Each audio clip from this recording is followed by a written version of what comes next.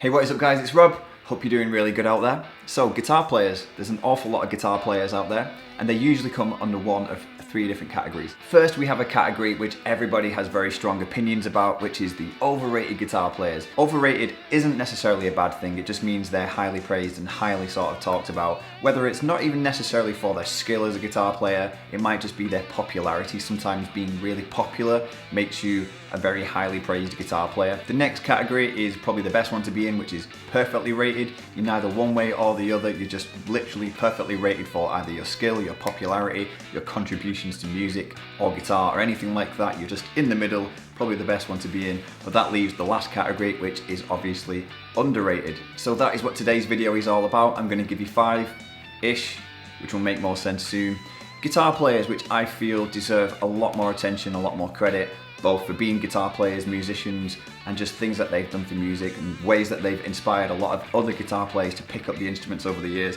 I feel like their names need a little bit more attention, so that is what I'm going to talk about today. So firstly, we go to the 80s with Deville from Poison.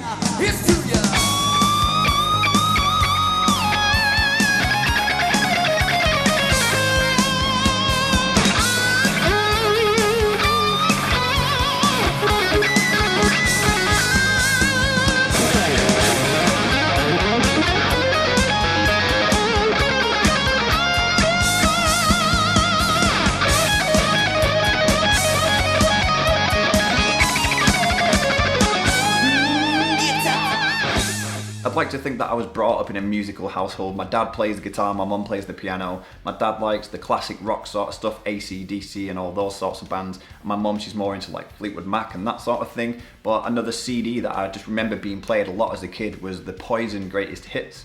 So as a kid I was growing up listening to songs like Every Rose Has a Thorn, and one of my favourite Poison songs, it's probably a little bit cliche for Poison, but it's still a really good song, it's Nothing But a Good Time.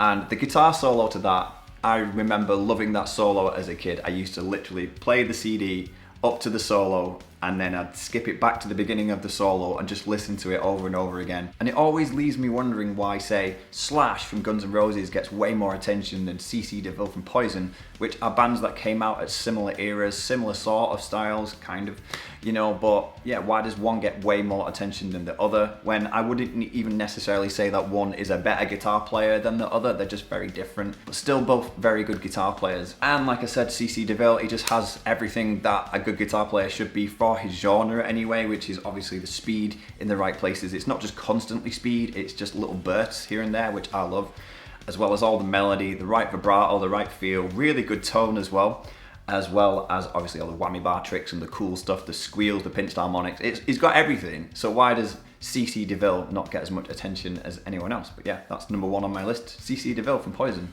Second on my list, we're staying in the 80s for this, and the same sort of music. I promise they're not all the same, but this one is kind of the same sort of thing, which is Phil Collen from Def Leppard.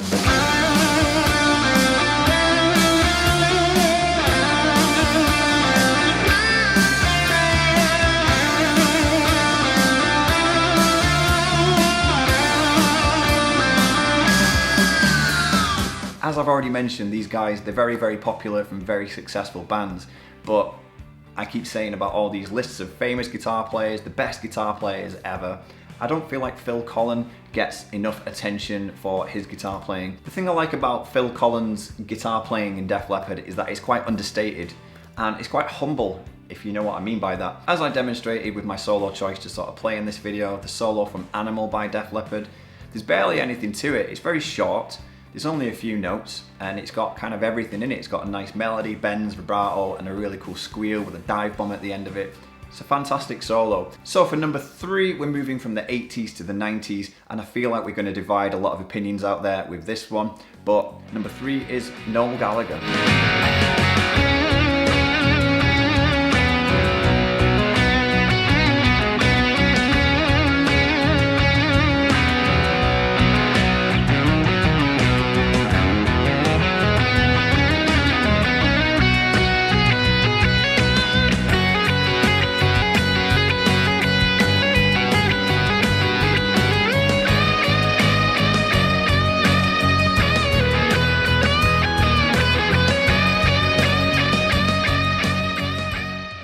held in very, very high regard, deservedly so for his songwriting.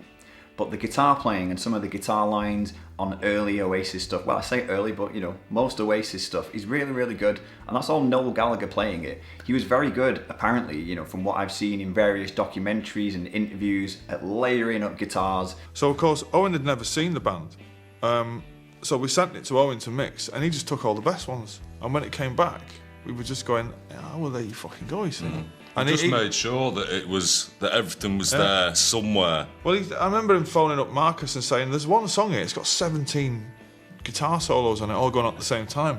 And Marcus was phoning me going, which one of these is the one? I was fucking all of them. What's all about, man? I'm all in. But the reason I like that and Noel Gallagher's guitar playing so much is that it's very accessible. So somebody listening to those early Oasis songs might have picked up the guitar, they've started with the chords and then very quickly moved their way onto the lead guitar playing because it's not too far away from what they would be able to do. It's just nice, simple, easy, approachable lead guitar playing, and I feel like it really deserves a lot more recognition. Having said that though, it was quite surprising to hear Noel Gallagher say this in recent years. And my engineer, who can play the guitar, it got to the solo bit and I'm shit. I've really lost all the talent I had for playing the lead guitar is gone. I left it in Paris in 2009. I can't do it anymore. And I said, I'll have a go at the solo on that. Go on then. And he fucking did the solo and was like, wow.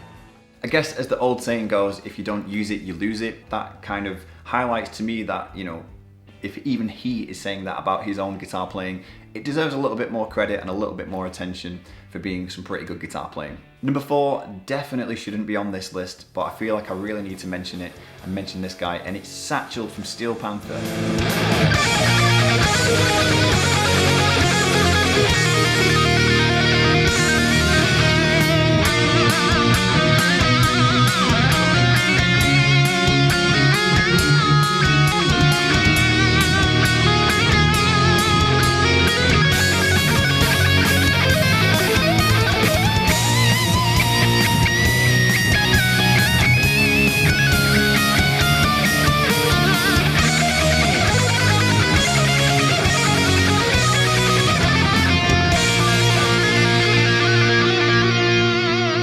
Satchel, aka Russ Parrish, and I know what you're going to say. People are going to be commenting saying Rob, Satchel's amazing. We already know that Satchel's amazing, he's not underrated. I feel like some of the publications that exist out there, there's an ounce and a little bit of a hint of snobbery sometimes, which kind of stops, say, Steel Panther and Satchel from really sort of getting the recognition he deserves among other guitar players, purely based on the satire and the comedy of Steel Panther. But even though Steel Panther are trying to replicate that 80s sort of sound for the most part, they're a current band, and I think they even put a song out yesterday and they're about to bring out a new album.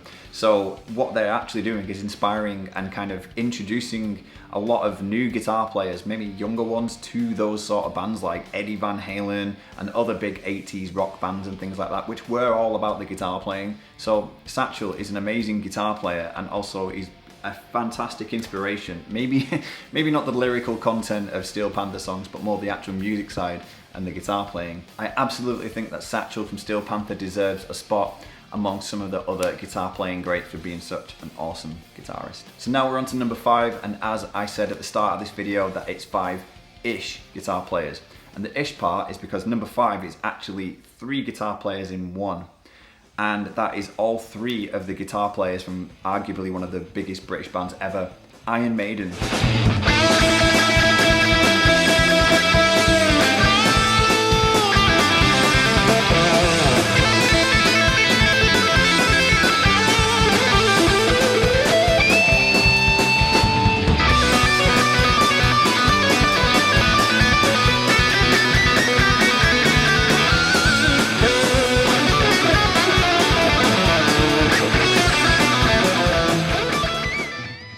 Adrian Smith, Dave Murray and Janick Gers. Hopefully I'm saying that right. And obviously in the little clip of the solo that I picked the guitar solo from Aces High, my favourite Iron Maiden song, well, one of them, there's quite a few. But yeah, that didn't feature Janick because he wasn't in the band at that point, but I want to give a shout out to him as well. All 3 of those guitar players are just really, really good. They're really excellent. And again, like all of these guitar players in this list, they've been very inspirational over the years to a lot of people I mean, a lot of people around the world probably play the guitar because of Iron Maiden, because of those guitar players. So as famous and popular as Iron Maiden are, I just don't think that Adrian, Dave and Janick really kind of get the attention that they deserve as guitar players as well. I know I keep using Slash as an example, but you know, Guns N' Roses, everybody knows who Slash is. He's the guitar player from a huge band. And you know, even Angus from AC/DC, everyone knows who Angus is from AC/DC, another big band. Whereas Iron Maiden, I could be wrong, let me know what you think in the comments, but I feel like the guitar players' names of Iron Maiden aren't as well known as, say, the band itself. But we're talking amazing riffs, amazing solos, they've got their own sound, the harmonised guitar parts, the sort of twin leads, and now even triple leads, everything like that. It's just an awesome, awesome package, especially when you see them all on the stage and they're all doing their own thing. It's just an awesome thing to see. It's very inspiring. I remember when I first started learning the guitar, you know, trying to play Run to the Hills, trying to play Number of the Beast, some really, really awesome guitar parts. So the guitar players themselves just need so much more recognition, in my opinion. Not the band is obviously massive, but the guitarists for being guitarists. So there you go guys, there is my list of 7 underrated guitar players, guitarists that I feel deserve a lot more recognition for the guitar playing that they have done and just their contributions to guitar, all of that sort of thing. I'd love to know what you think. Let me know in the comments if you agree with my list, let me know if you disagree. And if you've got any other suggestions, then leave them in the comments as well, because I feel like being an underrated guitar player isn't a good thing, so let's try and bring some more attention to whoever we feel is an underrated guitar player. Anyway, thanks for watching this video. I hope you enjoyed it. If you did, then please click the like button, leave me a comment like I said. If you're new to my channel, then please don't forget to subscribe. I make lots of guitar related content, and hopefully I'll see you next time. So thanks for watching.